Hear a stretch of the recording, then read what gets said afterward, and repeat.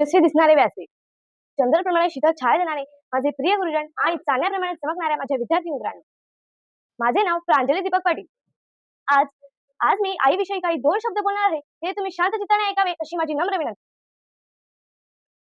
आई एक नाव असतं. आई एक नाव असतं, पण घरातल्या घरात गजबजलेलं गाव असतं. आई म्हणजे देवाचं दुसरं रूप. आई म्हणजे देवाचं दुसरं रूप. देव सवत या जगात येऊ शकत नाही. देव सवत या जगात येऊ शकत नाही. म्हणून देवाने आईला या जगात पाठवले. आई आई म्हणजे आई म्हणजे मंदिरातला उंच कळस. आई म्हणजे मंदिरातला उंच कळस. आई म्हणजे अंगणातील पवित्र तुळस. आई म्हणजे भजनात गुणगुणावी अशी संत वाणी. आई म्हणजे भजनात गुणगुणावी अशी संत वाणी. आई म्हणजे वाळवंटात प्यावं असं थंड पाणी.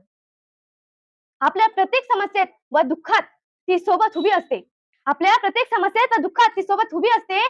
माझ्या आईने मला कधी असं वाटू दिलं नाही की मी एकटी आहे. माझ्या आईने मला कधी असं वाटू दिलं नाही की मी एकटी आहे. आई आई आई एक छोटासा शब्द, पण त्यामागे विशाल सागर प्रेमाचा, त्यागाचा, मायेचा. माझी आई म्हणजे माझ्यासाठी खूप मोठी आधारस्तंभ आहे. माझी आई गुरु, आई कल्पतरू, चोक्याचा सागरू.